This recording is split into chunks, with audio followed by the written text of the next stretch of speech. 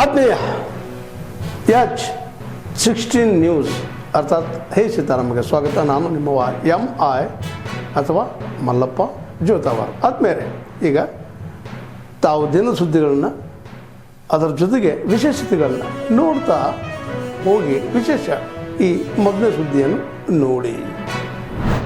Okay, ನಮ್ಮೂರು ಚಿಂತಾಮಣಿ. ನಾನು ಚಿಂತಾಮಣಿಯಿಂದ ಚಿಕ್ಕಬಳ್ಳಾಪುರ ಕಾಲೇಜ್ಗೆ ಹೋಗಬೇಕಾಯಿತು. ನಾಗಾರ್ಜುನ ಕಾಲೇಜಲ್ಲಿ ನನ್ನ CET ಪರೀಕ್ಷೆ ಇತ್ತು. 23ನೇ ತಾರೀಕು 2 ದಿನ ನಂತರ 23ನೇ ತಾರೀಕು ಬೆಳಗ್ಗೆ ನಾನು ಇದ್ದಾಗ ಎಲ್ಲ ಚೆಕಿಂಗ್ ಮಾಡಿದ್ರು. ಅದೇ ನಾನು ಇಷ್ಟೆನ್ಷನ್ ಹಾಕೊಂಡು ಹೋಗಿದ್ದೆ.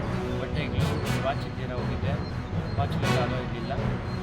ನಾನು ಆದಾಗ ಈ ಚೆಕಿಂಗ್ ಮಾಡಬೇಕಾದ್ರೆ ಅವ್ರು ಸ್ಕ್ಯಾನ್ ಮಾಡಿದ್ರು. ಸ್ಕ್ಯಾನ್ ಮಾಡಬೇಕಾದ್ರೆ ಏನೋ ಒಂಥರ ಮುಟ್ಟು ನೋಡಿದ್ರು ಅವರು. ಇದ್ದಾಗ ಏನೋ ಒಂಥರ ದಾರ ಥರ ಇತ್ತು. ಅದಕ್ಕೆ ಆಚೆ ಅದು ಜನ್ವಾರ ಆಗಿತ್ತು.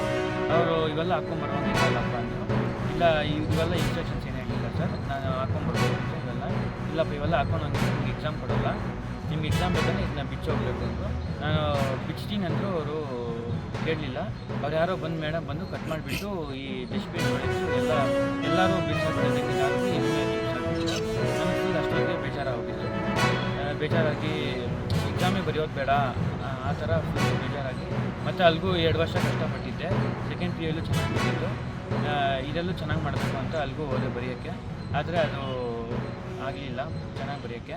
ನಾನು ಬಂದು ಈ ಥರ ಸಾಯಂಕಾಲ ಬಂದು ಅದು ಮೊಬೈಲ್ ಚಲೋದಿಲ್ಲ. ಸಾಯಂಕಾಲ ಬಂದು ನಮ್ಮ ಅಮ್ಮಗೆ ಈ ಥರ ಬೇಜಾರು ಮಾಡ್ಕೊಂಡು ಮತ್ತು ನಮ್ಮ ದೊಡ್ಡಪ್ಪ ಹೋಗಿ ಹತ್ಕೊಂಡು ಹೇಳಿದೆ, ಈ ಥರ ನೀನು ಯಾಕೆ ಭಯ ಬೀಳಬೇಡ, ನಮ್ಮ ಬ್ರಾಹ್ಮಣ ಸಂಘ ಇದ್ದಾರೆ, ಅವ್ರು ಸಪೋರ್ಟ್ ಕೊಡ್ತಾರೆ ನಿಮಗೆ, ಏನು ಭಯ ಬೀಳಬೇಡ ಅಂದ್ಬಿಟ್ಟು ಅವರು ಹೇಳಿದ್ರು. ಈ ಥರ. ನಿಮ್ಮ ಹೆಸರು? ನನ್ನ ಹೆಸರು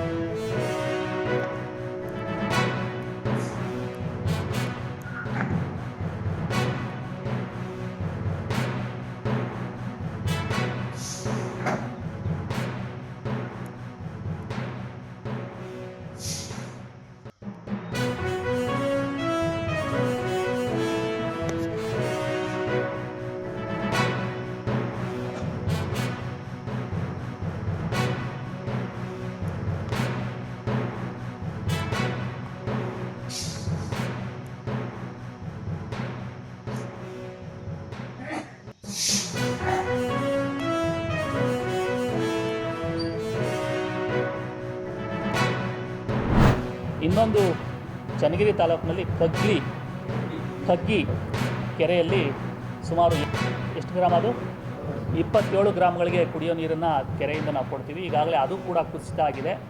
ಸುಮಾರು 3 ರಿಂದ 4 ಅಡಿ ಕುಸಿತ ಆಗಿದೆ. ಅದು ಯಾಕೆ ಕುಸಿತ ಆಗಿದೆ ಅಂದರೆ, ಕೆಲವರು ಅನಧಿಕೃತವಾಗಿ ರೈತರುಗಳು ಅಥವಾ ಅನಧಿಕೃತ ವ್ಯಕ್ತಿಗಳು ಟ್ಯಾಂಕರ್ ಮುಖೇನ ಮತ್ತು ಪಂಪ್ ಮುಖೇನ ಆ ನೀರನ್ನು, ಕುಡಿಯೋ ನೀರನ್ನು ತೆಗೆದುಕೊಂಡೋಗಿ ನಮಗೆ ಶಾರ್ಟೇಜನ್ನು ಮಾಡಿದ್ದಾರೆ.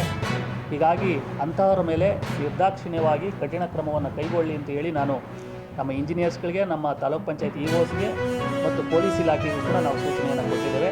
ಹಾಗಾಗಿ ನಾನು ಮನವಿಯನ್ನು ಮಾಡೋದು, ನಾವು ಕಾನೂನು ಕ್ರಮ ಕೈಗೊಳ್ಳೋದು ಒಂದು ಕಡೆ ಆದರೆ, ದಯಮಾಡಿ ರೈತರುಗಳು ಮತ್ತು ಯಾರು ಅನಧಿಕೃತ ವ್ಯಕ್ತಿಗಳಿಗೆ ದಯಮಾಡಿ ಸಹಕಾರ ಮಾಡಬೇಕು. ಕುಡಿಯೋ ನೀರು ಬಹಳ ಮುಖ್ಯ ಆಗ್ತದೆ.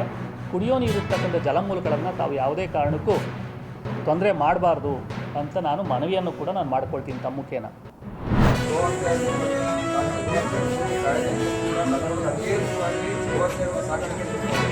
ನಿರ್ದಾಕ್ಷಿಣ್ಯವಾಗಿ ಕಾನೂನಾತ್ಮಕವಾಗಿ ಗೋಹತ್ಯೆ ಸಾಗಾಣಿಕೆ ಮಾಡೋ ಕಾನೂನು ಕ್ರಮ ಕೈಗೊಂಡ್ರೆ ಅದು ಸುಧಾರಣೆ ಆಗುತ್ತೆ.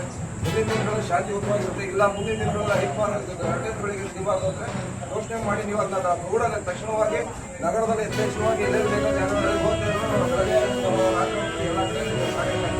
ಅದ್ರ ಬಗ್ಗೆ ಕಾನೂನಾತ್ಮಕ ಗೋಹತ್ಯೆ ವಿಷಯದಲ್ಲಿ ಜಾರಿ ಇದೆ.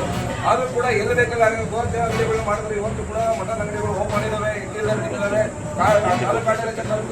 ಪೊಲೀಸ್ ಇಲಾಖೆ ಕಳಿಸ್ಬೇಕು. ಹೇಳೋರು ಯಾರಿಲ್ಲ, ಹೇಳೋದಿಲ್ವಾ? ಎಲ್ಲ ಕಡೆ ಗೋಹತ್ಯೆ ದಿಶೆಯಲ್ಲಿ ಇದ್ರು ಕೂಡ ಇದು ಕೂಡ ಮಾತಾಡೋರು ಯಾರಿಲ್ವಾ?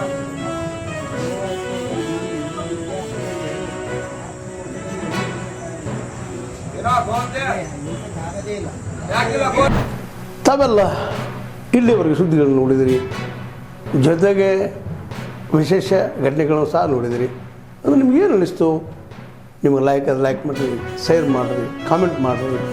ಜೊತೆಗೆ ಸಬ್ಸ್ಕ್ರೈಬ್ ನಿಲ್ಲಿಸ್ಬೇಡ್ರಿ. H16 ನ್ಯೂಸ್ ಅರ್ಥಾತ್ ಸತ್ಯದ ಕೈಗನ್ನಡಿ ವಂದನೆಗಳು.